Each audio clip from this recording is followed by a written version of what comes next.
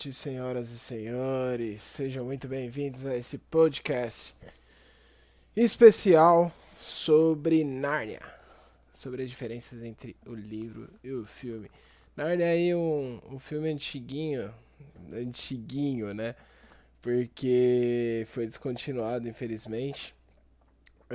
O primeiro filme saiu em 2005, foi muito tempo.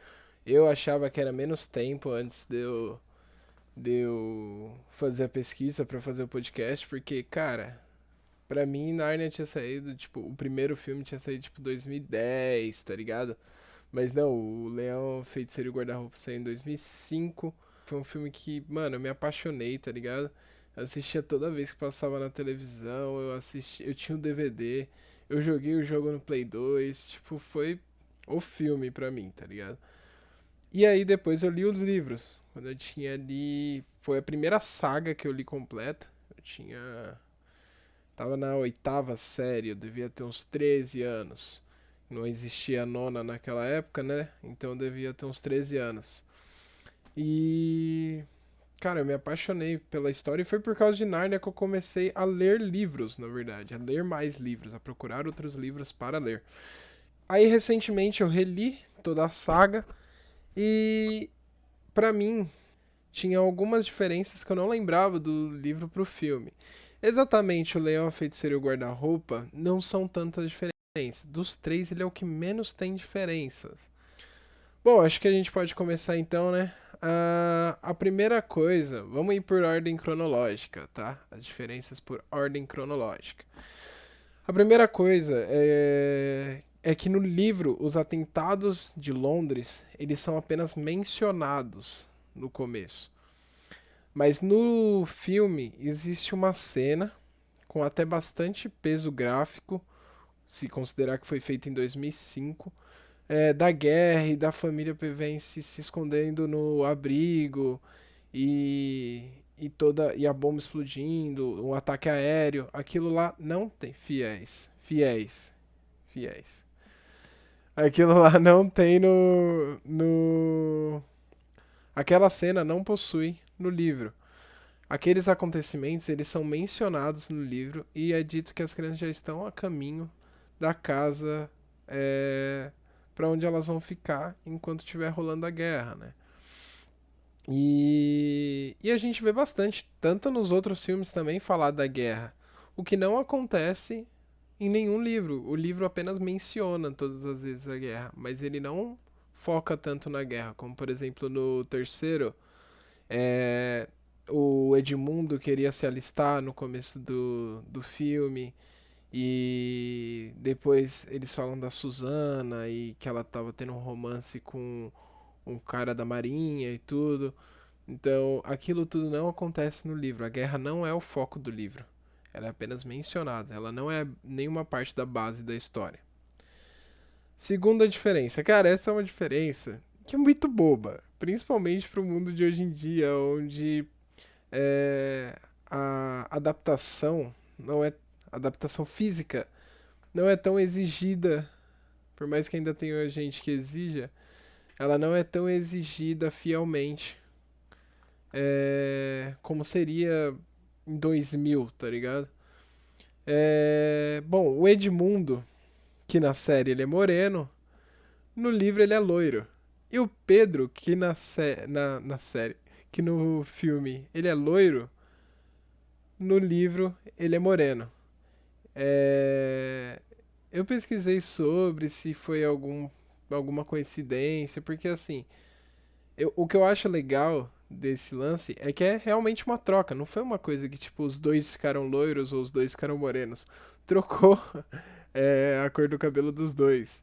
Então eu acho que deve ter tido alguma coisa. Talvez eles tenham escolhido um ator primeiro, um ator mandou muito bem nos testes e eles escolheram ele, como por exemplo o Pedro, e aí eles já procuraram um moreno pro Edmundo, de cara, já pra dar um contrapeso, pra não ficar igual. Eu acho que a intenção deles era não deixar os dois igual no. Assim como eles não são igual no livro, por mais que não seguisse o mesmo padrão. Terceira coisa, essa é uma coisa que é uma das maiores diferenças, pra vocês verem que não são tantas as diferenças entre o livro e o filme. A terceira coisa é que no livro a Lúcia entra pela primeira vez no guarda-roupa enquanto eles estavam explorando a casa. No filme ela entra quando eles já estavam brincando de esconde-esconde. Acontece também o esconde-esconde no livro, só que já é na segunda vez que a Lúcia visita Nárnia, e inclusive é quando o Edmundo também visita Nárnia.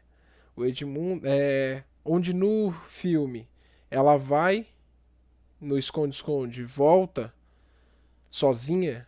No livro, ela vai, o Edmundo vai, tudo isso durante o esconde-esconde. Só que é a segunda vez que ela foi. A primeira vez que ela foi, ela vai sozinha realmente, só que ela não estava brincando de esconde-esconde. Eles estavam explorando a casa e ela encontrou o guarda-roupa e entrou lá. E aí segue o mesmo padrão do filme praticamente, de que ela conta para os irmãos não acreditam, o Edmundo tira sarro dela, e depois, mesmo quando o Edmundo também visita a Nárnia, ele continua tirando sarro dela. E ela sabe que ele foi pra Nárnia. Isso é o mais legal. Porque ela sabe que ele tá sendo mal. Ela fica bem claro que ele tá sendo realmente mal. Porque ele sabe que ela sabe. Então isso torna ainda mais cruel a atitude dele. No filme, a feiticeira ela tem uma pele clara, cabelo loiro e uma coroa de gelo. No livro, a bruxa é descrita como tão branca como a neve, ou como papel, ou como açúcar de confeiteiro. E até a ilustração dela é realmente muito branca. Eles realçam bem na capa. Ela é praticamente uma folha de papel. E a coroa dela não é de gelo no livro, mas de ouro. Assim como o cabelo dela, assim como o dos irmãos Fevens também foi trocado. O cabelo dela era preto no livro. E tô falando na série porque essa semana eu tava vendo as coisas sobre a série, que não saiu nada, né? No filme, o cabelo dela é loiro. Eu imagino que colocar tanta maquiagem nela a ponto dela ser tão branca, o efeito visual mesmo, ficaria muito artificial. Então eu acho que o jeito que eles adequaram no filme tá perfeito. Quanto à coroa, eu entendi que eles queriam ressaltar o posto dela de rainha do inverno. Eles queriam ressaltar que o poder dela era o frio. E por isso eles colocaram a coroa, que ficou muito legal. Eu acho a coroa do filme muito legal. A sequência do rio... Essa também é uma grande diferença. A sequência do rio congelado, que tem toda ali a briga com os lobos, ela não existe no livro. Ela foi criada especialmente para o filme. Nos livros não tem aquela batalha no rio congelado, junto com os castores e contra os lobos. Inclusive, os lobos não existem no livro. Não, pelo menos não do jeito que eles existem no filme, como soldados mesmo. E no filme eles hyparam muito eles para realmente eles serem mais fortes do que eles são nos livros. No filme, a feiticeira branca transforma uma raposa em pedra, depois que Edmundo conta a ela sobre Aslan. Que é até a raposinha que fala, que pede desculpa, peço perdão por me apresentar assim diante de Vossa Majestade. Aí a feiticeira branca tipo, esnoba ele e ele fala, não estava falando com você. E ele olha pra Edmundo. Porque ele já reconhecia Edmundo como um rei, ele já reconhecia Edmundo como um filho de Adão. Mesmo antes da coroação de Aslan. E no livro, não existe essa raposa sendo transformada em pedra.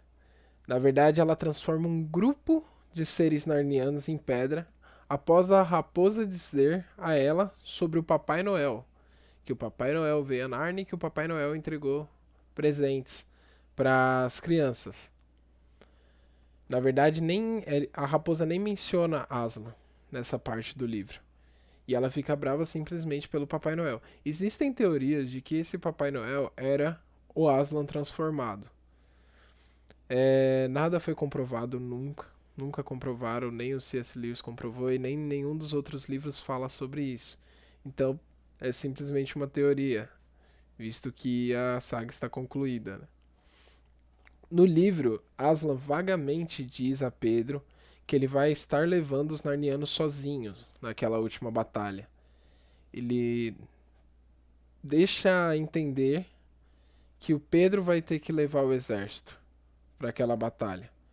No filme, a Lúcia manda as Dríades dizerem a Pedro e Edmundo que Aslan está morto, deixando Pedro decidir o que vai fazer.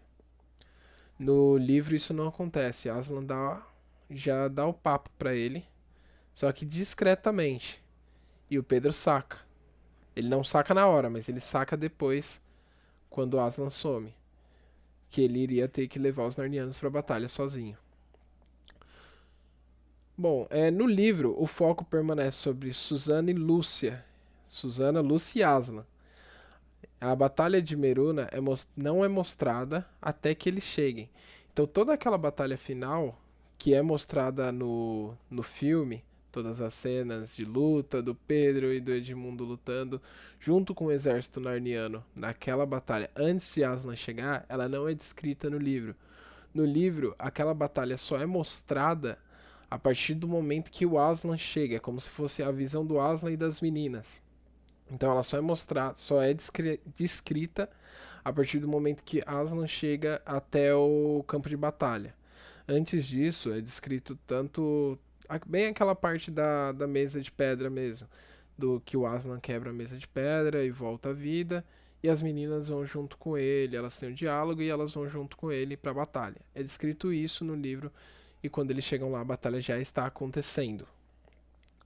Os personagens do General Otmin e Oreios não aparecem no livro, foi o que eu falei, que são os lobos.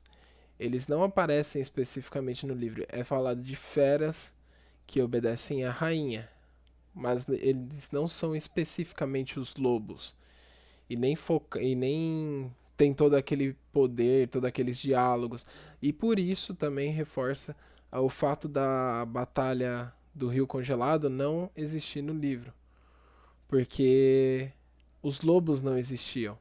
Os castores existiam, mas os lobos não. Eram criaturas, era só citados criaturas, e elas não tinham tanta presença quanto os lobos têm. Bom, rapaziada, foi isso aí. Esse foi o podcast do primeiro livro. Como eu falei pra vocês, era bem pouca diferença. Assim, as cenas são muito bem descritas, como por exemplo a morte da feiticeira branca, através da mordida de Aslan, né? De Aslan indo pra cima do rosto dela, é descrita exatamente igual no livro. Isso é muito legal. Várias outras partes são descritas no livro muito bem também. Inclusive Aslan e a Lúcia trazendo os outros Asgardianos que tinham virado pedra de volta. E. Bom, o livro é muito bom, eu recomendo. Ele é fininho, cara, fininho, fininho. Ele tá ali atrás, eu esqueci de pegar ele, mas ele é muito fininho. Tipo, o primeiro livro, né? Se você comprar o volume único, vai vir todos os livros juntos, por isso vai parecer grande, mas você tem que pensar que ali tem uma saga completa ali. Mas o primeiro livro, se eu não me engano, tem 190 e poucas páginas ou 200, algo assim. Essa é a média de todos os livros, na verdade. O maior que eu li, se eu não me engano, foi Príncipe Caspian, ou foi A Viagem do Peregrino da Alvorada, que tinha 215. Eu acho que a batalha final tem 230. Tirando isso, é bem pequenininha. E os livros. Sim, a ressurreição de Aslan é fantástica, cara. E ela é descrita exatamente, isso que eu curti muito. Do mesmo jeito que acontece no livro, é mostrado no filme. Essa parte eles mantiveram intacta e é muito legal. Os ratinhos ali soltando ele e tudo. A morte dele também. Todo o ritual que a feiticeira branca faz e tudo. Cara, isso é muito da hora. Porque foi descrito exatamente igual do livro pro filme.